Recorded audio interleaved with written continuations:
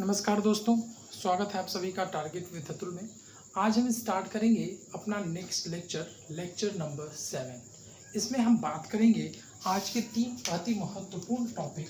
पहला है बाजार, दूसरा है वस्तु एवं मुद्रा।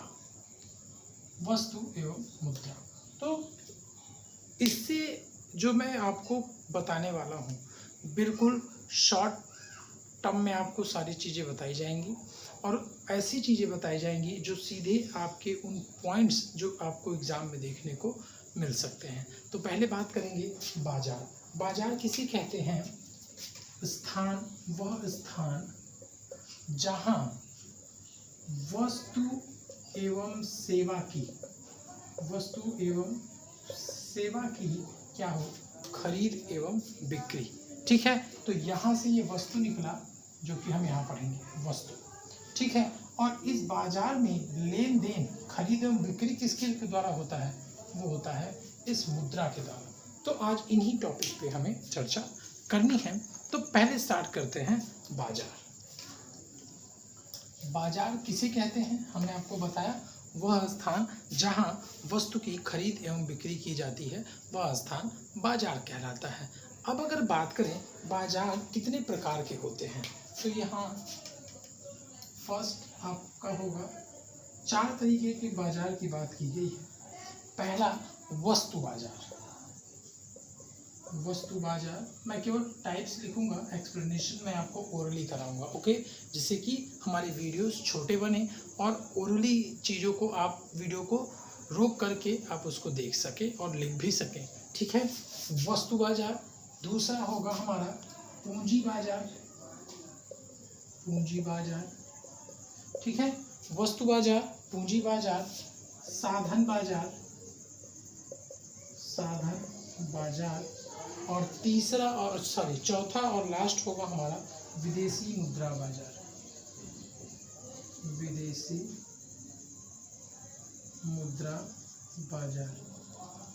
ओके, आई होप यहाँ तक समझ में आ गया होगा। बाजार क्या होता है? वह स्थान जहाँ वस्तु की खरीद और बिक्री की जाती है वह बाजार होता है। कितने प्रकार की बात की गई है? तो 4 तरीके के बाजार की बात की गई है। पहला है वस्तु बाजार, पूंजी बाजार, साधन बाजार एवं विदेशी मुद्रा बाजार। अब इन चारों बाजारों का हम सेपरेट अध्ययन करेंगे। वस्तु बाजार, सिंपल सा क्वेश्चन, वस्तु बाजार क्या होता है? जहाँ वस्तु की खरीद और बिक्री हो। दूसरा है पूंजी बाजार। यहाँ से एक इम्पॉर्टेंट क्वेश्चन आता है कि पूंजी बाजार दीर्घकालीन, याद रखिएगा, पूंजी बाजार दीर्घकालीन होता है। अगर ये क्वेश्चन आए कि कौन सा वो बाजार है जो दीर्घकालीन होता है, 4 ऑप्शन रहेंगे, वस्तु, दीर्घ, पूंजी, साधन और विदेशी मुद्रा बाजार। तो पूंजी बाजार क्या होता है? दीर्घकालीन होता है। यहाँ बचत एवं पूंजी की क्या होती है? खरीद एवं बिक्री होती है। उसी तरह साधन बाजार की बात करें तो यहाँ श्रम की खरीद एवं बिक्री होती है। और लास्ट में जो है हमारा विदेशी मुद्रा बाजार, यहाँ विदेशी मुद्रा की खरीद और बिक्री होती है। तो इसको हटाते समय हम सारी चीज़ों को रिवाइज करेंगे। बाजार वह स्थान जहाँ वस्तु की खरीद एवं बिक्री होती है। 4 तरीके के हमने बाजार देखे, जिसमें हमने देखा 4 तरीके के बाजार। पहला था 4 तरीके के बाजारों में, पहला वस्तु बाजार, दूसरा मुद्रा बाजार, तीसरा साधन बाजार और चौथा था विदेशी मुद्रा बाजार। अब बात करेंगे गुड्स, सामान या वस्तु। हमने बात की, आपको मैंने पहले ही बताया था कि वस्तु एवं सेवा। ठीक है, तो इसी वस्तु की बात करेंगे। सामान क्या होता है? तो 4 तरीके के सामान के खरीद एवं बिक्री की बात की गई है। तो चारों प्रकार हम देख लेते हैं। पहला है नॉर्मल, ठीक है, नॉर्मल हो गया। दूसरा है आपका गिफिन। तीसरा आपका जो पार्ट है वो है ज्वाइंट, और चौथा है आपका वाइट। ठीक है, तो 4 तरीके के गुड्स की बात की गई है। सबसे पहला नॉर्मल, दूसरा गिफिन, तीसरा जॉइंट और चौथा वाइट्स गुड्स। ये सभी गुड्स हैं, आगे आप गुड्स लगा सकते हैं। अब हम बात करें कि आखिर नॉर्मल वस्तु क्या होती है। नॉर्मल वस्तु, नॉर्मल गुड्स क्या होते हैं? ऐसे गुड्स, आप याद रखिएगा, बात करेंगे हम कीमत और वस्तु से संबंधित, ठीक है। हम बात करेंगे अगर इसमें कीमत में कमी होगी, कीमत में कमी, कीमत में अगर वृद्धि कर दें, चलिए कीमत में वृद्धि, तो मांग में क्या हो जाएगी? मांग में कमी। इन चारों को हम इसी फॉर्म में देखेंगे और फिर इनके हम क्या देखेंगे? एग्जाम्पल्स देखेंगे। नॉर्मल, कीमत में वृद्धि होगी तो मांग में कमी हो जाएगी। गिवन में क्या होगा? कीमत में वृद्धि होगी, कीमत में वृद्धि होगी तो मांग में भी वृद्धि हो जाएगी। कीमत में वृद्धि तो मांग में भी वृद्धि, कीमत में कमी तो मांग में भी कमी, ये याद रखिएगा। जॉइंट में क्या करेंगे? हम किसी एक वस्तु के कीमत में वृद्धि एवं कमी से किसी दूसरे वस्तु की वृद्धि एवं कमी पे असर पड़ता है। यहाँ हम लिख देंगे एक वस्तु कीमत, अगर ये वृद्धि हो रहा है इसमें, तो दूसरे वस्तु में भी क्या होगा? कीमत में वृद्धि हो जाएगा। तो याद रखिएगा, एक वस्तु मतलब पहले वस्तु का प्रभाव दूसरे वस्तु पे पड़ता है। और तीसरा है कि वाइट गुड्स, इसमें क्या होंगे? हमारे इलेक्ट्रॉनिक प्रोडक्ट्स होते हैं, इसमें इलेक्ट्रॉनिक प्रोडक्ट। नॉर्मल गुड्स, अब आइए एग्जांपल्स के थ्रू इसको समझते हैं। कीमत में वृद्धि के साथ मांग में कमी हो जाएगी। जैसे बात करें, अगर बाजार में आलू के दाम क्या होंगे? बढ़ जाएंगे, तो लोग आलू कम खाएंगे, मांग कम हो जाएगी। बाजार में अगर सब्जियों की कीमत बढ़ जाएगी तो सब्जियों की मांग क्या हो जाएगी? कम हो जाएगी। अगर ऐसे समझें कि यदि बाजार में नॉर्मल जो वस्तुएं हैं, नॉर्मल गुड्स, अगर उनकी कीमत में कमी आ जाती है तो मांग में क्या हो जाएगी? वृद्धि हो जाएगी। कीमत में कमी, मान लो अगर जो ड्राई फ्रूट्स होते हैं, काजू, किशमिश, बादाम, ये सारी चीज़ें अगर ये 2 रुपये पर केजी मिलने लगे, तो सोचिए सभी के घर में ये सारे ड्राई फ्रूट्स क्या होंगे? 5-5, 10-10 किलो आ जाएंगे, है कि नहीं? तो इसी तरीके से कीमत में कमी एवं वृद्धि के साथ मांग में कमी एवं वृद्धि इसमें बनी रहती है। गिवन गुड्स की बात करें, इसमें कीमत में वृद्धि के साथ साथ मांग में भी क्या होता है? वृद्धि होता चला जाता है। कीमत में वृद्धि होगी तो मांग में भी इसमें वृद्धि होगी। जॉइंट की एक वस्तु का असर दूसरे वस्तु पे पड़ता है। अगर एक वस्तु का दाम बढ़ा, जैसे आपने सुना होगा, मैं एग्जांपल्स के थ्रू अगर बताऊं कि आप कहीं बस या कहीं ऑटो से कहीं जा रहे हैं, तो वो क्या करता है, आप उस स्थान पे अगर पहले गए हैं तो वहाँ का आपने किराया दिया था 10 रुपये, इस बार आपसे लिया जा रहा है 15 रुपये। आप पूछेंगे कि भाई इतना पैसा क्यों बढ़ा दिए? वो क्या बोलता है? भैया पेट्रोल का दाम क्या हो गया? बढ़ गया। इट मीन्स कि इसके पेट्रोल के दाम की वजह से उस किराए में क्या हो गया? उसका दाम बढ़ गया। ठीक है, तो इसका एक एग्जाम्पल हम क्या ले सकते हैं? पेट्रोल भी ले सकते हैं। आई होप यहाँ तक सारी चीज़ें समझ में आ गई। नेक्स्ट है हमारा वाइट गुड्स, इसमें हम इलेक्ट्रॉनिक प्रोडक्ट्स की बात करते हैं। आइए अब देखते हैं मांग के आधार पर गुड्स, इनके प्रकार।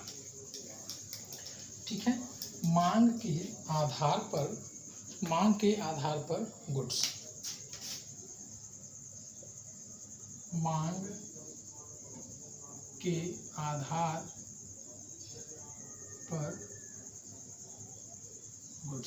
ठीक है, मांग के आधार पर गुड्स। ठीक है, अगर आई होप मैंने इसके पहले शायद गुड ही लिखा था, तो आप इसको गुड्स कर लीजिएगा।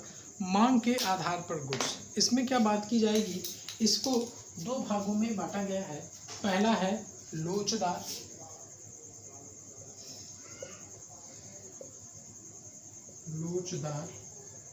और दूसरा है बेलोचदार। ठीक है, लोचदार और बेलोचदार। इसमें क्या होगा? कीमत में कमी आने से मांग में वृद्धि। लोचदार में क्या होता है? कीमत में कमी, मांग में वृद्धि। और बेलोचदार, कीमत में वृद्धि और मांग में ज़्यादा कमी ना आए। ऐसा कीमत में वृद्धि तो हो, कीमत में वृद्धि तो हो, लेकिन मांग में ज़्यादा कमी नहीं। अभी मैं एग्जांपल से इसको समझेंगे, ठीक है। लोचदार वस्तुएं क्या होती हैं? कीमतों में कमी आने से मांग में क्या हो जाए? वृद्धि हो। जैसे विलासिता की वस्तुएं, कीमत में कमी, जैसे एसी।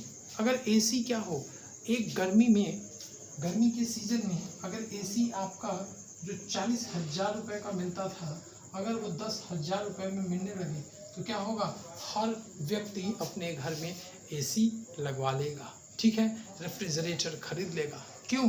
क्योंकि विलासिता की वस्तुएं, लोचदार जो वस्तुएं होती हैं, उनमें जब कीमत में कमी आएगी तो मांग में वृद्धि हो जाएगी, जैसा कि आपने देखा था नॉर्मल गुड्स में। तो इस तरीके से कोरिलेट करके आप इसको समझ सकते हैं। बेलोचदार में क्या होगा कि कीमत में वृद्धि हो जाएगी लेकिन मांग में ज़्यादा कमी नहीं आएगी। अर्थात यहाँ हम ये भी लिख सकते हैं कि ये ऐसी वस्तुएं होती हैं, ये ऐसे वस्तुएं हैं जो हमारे रोज़मर्रा के जीवन के लिए बहुत ही ज़्यादा ज़रूरी है कि कितना भी ज़्यादा कीमत बढ़ जाए लेकिन हमें उसको लेना ही लेना है। जैसे नमक, एक एग्जांपल ले लें, नमक। अगर नमक 5 रुपये पर केजी मिल रहा है तो भी आप 1 केजी लोगे, और 10 रुपये पर केजी मिल रहा है तो भी आप क्या करोगे? 1 केजी ही लोगे। तो मांग के आधार पर दो प्रकार की बात की गई हमने, लोचदार एवं बेलोचदार। लोचदार में हमने देखा कि कीमत में कमी, जैसे नॉर्मल था, ठीक है। और बेलोचदार में क्या है कि कमी हो, अगर वृद्धि हो भी रही है तो मांग में क्या होगा? ज़्यादा कमी हमें देखने को नहीं मिलेगा। अब बात करेंगे बजट के आधार पे। ये एक छोटा सा एक टॉपिक है, जैसे बजट के आधार पे। बजट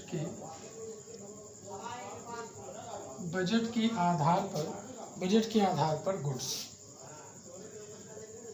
बजट के आधार पे जो गुड्स हैं, इसमें हमने देखना है 3 तरीके की बात की गई है, 3 प्रकार आए हैं इसमें।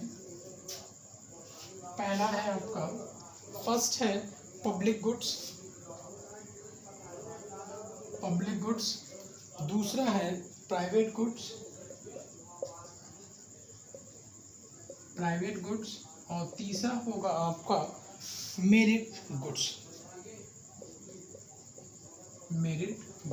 हालांकि यहाँ से क्वेश्चंस एग्जाम में बहुत ही कम पूछे जाएंगे, केवल आपसे ये हो सकता है पूछ ले कि बजट के आधार पर कितने प्रकार के गुड्स होते हैं। तो हमने देखा, पहला है पब्लिक गुड्स, दूसरा प्राइवेट गुड्स और तीसरा मेरिट गुड्स। पब्लिक में आपका सड़क, एक इसका एक एग्जाम्पल हो जाएगा। प्राइवेट में आपके एसी, रेफ्रिजरेटर, ये सारी चीज़ें, ठीक है। और मेरिट क्या होता है? कमजोर वर्ग की सुविधा जो होती है, कमजोर वर्ग की सुविधा के लिए, जैसे उनको स्कॉलरशिप देना, ये क्या है? आपका मेरिट गुड्स के अंतर्गत आता है। अब हम आज के अपने लास्ट टॉपिक पे चलेंगे, जो कि है मुद्रा पे बात करेंगे। मनी, मुद्रा क्या होती है? ये 2 प्रकार के बात की गई हैं इसमें। फर्स्ट प्राइमरी फंक्शन और सेकेंडरी फंक्शन। इसमें हम देखेंगे प्राइमरी फंक्शन और दूसरा है सेकेंडरी फंक्शन।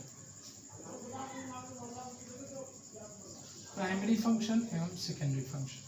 प्राइमरी फंक्शन में हम देखेंगे विनिमय का माध्यम एवं सर्वग्राह्यता।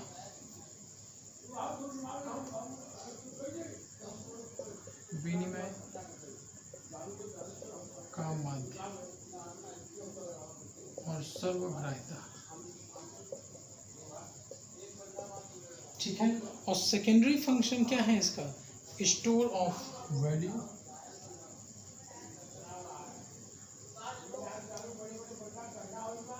Store of value. दूसरा है स्टैंडर्ड ऑफ वैल्यू,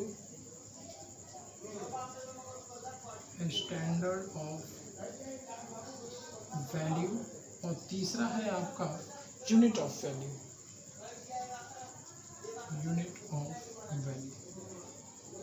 चलिए दोस्तों, एक बार हम पहले सारी चीज़ों को रिवाइज कर लेते हैं। हमने क्या पढ़ा? वस्तु। वस्तु क्या होता है? वह स्थान जहाँ हमने पहले पढ़ा बाजार। बाजार क्या होता है? वह स्थान जहाँ वस्तु की खरीद एवं बिक्री होती है, वो क्या कहलाता है? बाजार। बाजार 4 तरीके के हमने देखे: वस्तु बाजार, पूंजी बाजार, साधन बाजार एवं विदेशी मुद्रा बाजार। यहाँ से हमने एक क्वेश्चन आपको इम्पोर्टेंट बताया कि दीर्घकालीन बाजार के रूप में किसे जाना जाता है, तो वह होता है पूंजी बाजार। फिर हमने बात की वस्तु।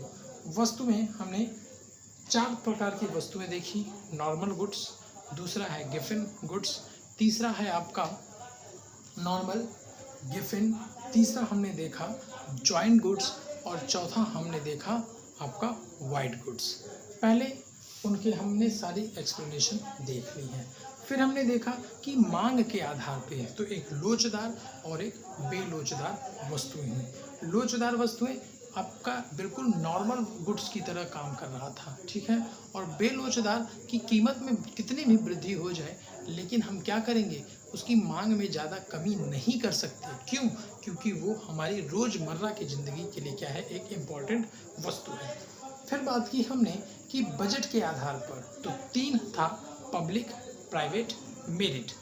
पब्लिक मार्केट क्या होता है, पब्लिक गुड्स क्या होते हैं, जैसे सड़क, ये सारी चीज़ें। हम बात करें प्राइवेट, जिसमें एसी, रेफ्रिजरेटर, इन सभी चीज़ों की बात की। और फिर हम अगर बात करें कि मेरिट, इसमें हमने क्या बात की, स्कॉलरशिप्स की बात की। अब आज के टॉपिक में हम चलेंगे अपने लास्ट टॉपिक की तरफ, और मुद्रा से रिलेटेड हम इससे सेकेंड वीडियो में भी हम मुद्रा के प्रकार या टाइप ऑफ मनी, ये सारी चीज़ें पढ़ेंगे। तो आज मुद्रा के बारे में एक छोटी सी चीज़ जानेंगे केवल, और आज के लेक्चर को आज ख़त्म करेंगे। मुद्रा क्या होता है, इसकी पहली प्राइमरी फंक्शन क्या है? मनी की प्राइमरी फंक्शन है, मनी की अगर आप प्राइमरी फंक्शन देखो, फर्स्ट कि ये विनिमय का माध्यम होता है। ये क्या होता है? विनिमय का माध्यम है। और दूसरा क्या है? सर्वग्राहिता होता है। ये हर जगह क्या हो, सर्वग्राहिता हो, एक्सेप्टेबल हो, सभी जगह क्या हो, यह मान्य हो। वही हमारा एक प्राइमरी फंक्शन है। Secondary function store of value, standard of value and unit of value. इससे related types of money and other lectures हम अपने नेक्स्ट क्लास में बात करेंगे। आई होप आपको वीडियोस पसंद आ रहे होंगे, तो प्लीज़ ज़्यादा से ज़्यादा इसे शेयर, लाइक और चैनल को सब्सक्राइब करें, जिससे हमें मोटिवेशन मिले और हम ऐसे ही आपके लिए वीडियोस बनाते रहें। Thank you. जय हिंद।